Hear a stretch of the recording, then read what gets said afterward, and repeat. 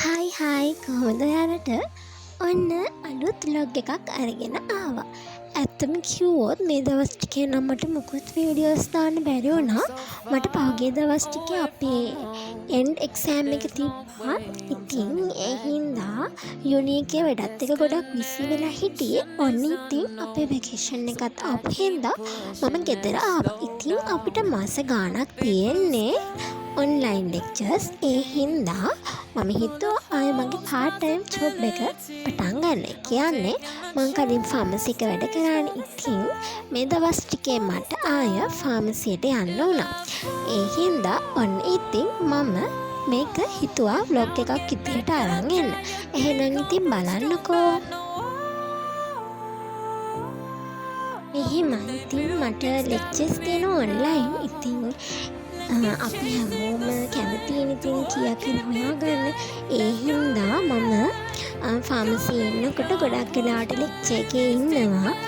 අහන් හිටියේ නැතත් ඇටෙන්ඩ් වෙන සෝනි හින්දා ඉතින් ලොග් වෙලා ඉන්නවා. මොකද ෆාමසි එකේ වැඩත් එක්ක ඇත්තටම කිව්වොත් ලෙක්චර් එක බලන්න නම් අමාරුයි. හැබැයි දවල් කාලේට වැඩි කස්ටමර්ස්ලා නැති හින්දා පොඩ්ඩක් ඉතින් ෆ්‍රී ටයිම් එකක් තියෙනවා. ලෙක්චර් එක කොහොමත් මෙහෙම බලලා රැට ගිහිල්ලා තමා නෝට් එක හදාගන්නේ. ජොබ් එකයි ඒ වගේම තමා ලෙක්චර් එකයි ඇකඩමික් වැඩයි මේ ඔක්කොම බැලන්ස් කරගෙන යන්න ඕනේ. ඉතින් ඉන්නත් මෙතන ගොඩක් හිතනවා යුනිවර්සිටි ළමයි ගොඩක් පාර්ට් ටයිම් කරන අය ඇති කියලා. ඉතින් එහෙම ඉන්න අය කමෙන්ට් එකක් දාලා යන්න. ඒ වගේම ඔයාලා බැලන්ස් කරලා ගන්න විදිහ ගැන පොඩි කමෙන්ට් එකක් දාගෙන යන්න. ෆාමසි එක වැඩ කරනවා කියන්නේ ලේසි පහසු දෙයක් නෙමෙයි. ඇත්තම කිව්වොත් මේක ලොකු රිස්ක් එකක් තියෙන වැඩක්. මොකද කස්ටමර්ගේ සම්පූර්ණම වගකීමෙන්නේ අපි අතට යඩ දෙන බෙහෙත් එත්තේ ඉඳන්ම ඩෝස් එක දක්වාම ලියලා දෙන එක වගකීම තියෙන්නේ අපිට. ඉතින් හරිම ආසාවෙන් සහ ආදරෙන් කරන්න ඕන ජොබ් එකක්. ඔන්න ඉතින් එනකොට මං අපේ ගහෙන් කඩාගෙන ජම්බු වර්ගයක් අරන් ආවා.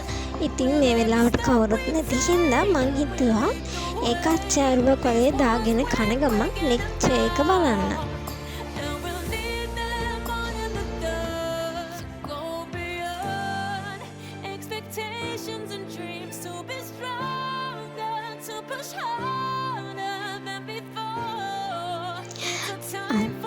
අනිත් දේ තමා මම ශ්‍රී ලංකා මෙඩිකල් කවුන්සිල් එකේ අප්‍රෙන්ටිස් ෆාමසිස්ට් කියන කැටගරි එකේ රෙජිස්ටර් වෙලා ඉන්නේ. ඉතින් ඔයාලත් ඒක ගැන වැඩි විස්තර දැනගන්න කැමති නම් කමෙන්ට් එකක් දාන්න යන්න. මම හිතන්නේ මේ එකට නම් රෙජිස්ට්‍රේෂන් ඕපන් වෙලා ඉවරයි දැන්. ක්ලෝසින් ඩේට් එකක් තිබ්බා මැයි 15. ඉතින් ආයෙත් ඒ ගැන දැනගන්න කැමති නම් කමෙන්ට් එකක් දාගෙන යන්න.